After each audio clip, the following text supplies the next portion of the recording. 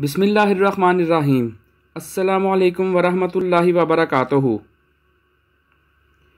क़यामत कब आएगी, इसका इल्म सिर्फ़ अल्लाह को है।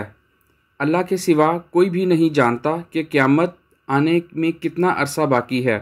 अलबत्ता अल्लाह ताला ने अपने रसूलुल्लाह सल्लल्लाहु अलैहि वसल्लम के ज़रिए से क़यामत की कुछ ऐसी निशानियों का ज़िक्र फरमाया है जिनका ज़हूर क़यामत से पहले होगा।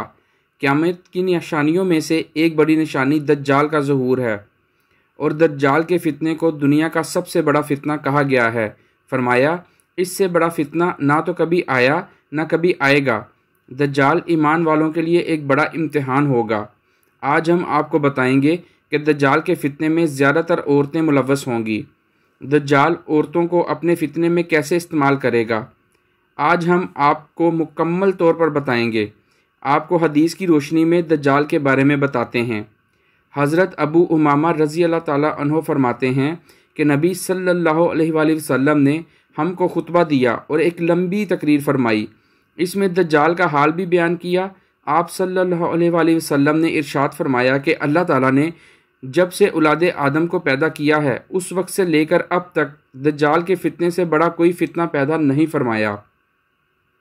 तमाम अम्बिया अपनी उम्मतों को दज्जाल से खौफ दिला रहे हैं, क्योंकि तमाम अम्बिया के आखिर में मैं हूँ और तुम भी आखिरी उम्मत हो, इसलिए दज्जाल नहीं लोगों में पैदा होगा।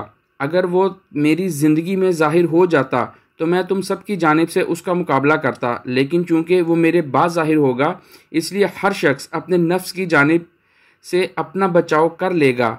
अल्लाह मेरे जानिब से इसका मुहाफिज होगा। सुनो, दज्जाल शाम और इराक़ के माबैन मुकाम बला से ज़ाहिर होगा और अपने दाएं बाएं मुल्कों में फ़साद फैलाएगा। ए अल्लाह के बंदो, ईमान पर साबित कदम रहना। मैं तुमको उसकी वो हालत सुनाता हूँ जो मुझसे पहले किसी ने बयान नहीं की। पहले वो नबूवत का दावा करेगा और फिर कहेगा कि मैं खुदा हूँ। नाउज़ुबिल्लाह। तुम मरने से पहले खुदा को नहीं देख सकते, तो फिर दज्जाल कैसे खुदा हुआ। इसके अलावा काना होगा। तुम्हारा रब काना नहीं, इसकी पेशानी पर काफ फे रे लिखा होगा, जिसे हर मोमिन आलिम हो या जाहिल सब पढ़ेंगे। हजूर नबी अकरम सल्लल्लाहु अलैहि वसल्लम ने फरमाया, दज्जाल वीराने में से गुजरेगा तो उसे हुक्म देगा, ए ख़जाने निकाल। उसके ख़जाने उसकी ऐसी इत्तबा करेंगे जैसे शहद की मक्खियाँ अपने सरदार की इत्तबा करती हैं। उसके साथ जन्नत और दोज़ख भी होगी, लेकिन हकीकत में वो जन्नत और दोज़ख नहीं होगी। तो जो शख्स उसकी दोज़ख में डाला जाए उसे चाहिए कि सूरह कहफ की इब्तिदा आयात पढ़े। उसके लिए ऐसा ही बाग हो जाएगा जैसे इब्राहीम अलैहिस्सलाम पर हुई थी।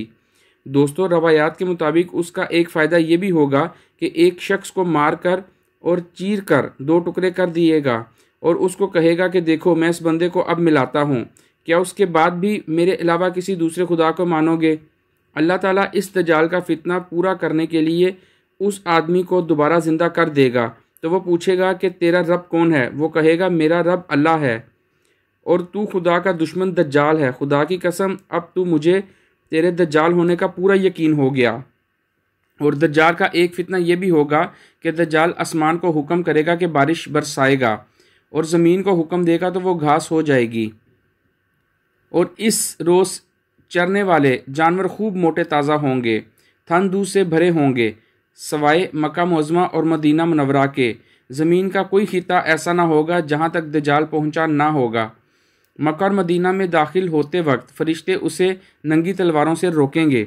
जहाँ तक बात है औरतों की इस फितने का शिकार होने की, तो रवायात में है कि दज्जाल यहूद में से होगा और उसके पैरोकारों में अक्सरियत औरतों और यहूदियों की होगी। तो दोस्तों, इस रवायत से मालूम हुआ कि दज्जाल के फ़ितने का शिकार ज़्यादातर औरतें होंगी।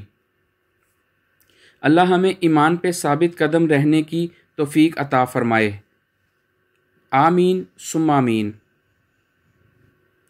उम्मीद करता हूँ आपको हमारी आज की वीडियो बहुत पसंद आई होगी। हमारी मज़ीद इस तरह की वीडियोस को देखने के लिए हमारे चैनल को सब्सक्राइब करें और बेल आइकन पर ज़रूर क्लिक करें। इसी के साथ मुझे इजाज़त दीजिए। अपना बहुत सा ख्याल रखिएगा और दुआओं में याद रखिएगा। अल्लाह हाफिज़।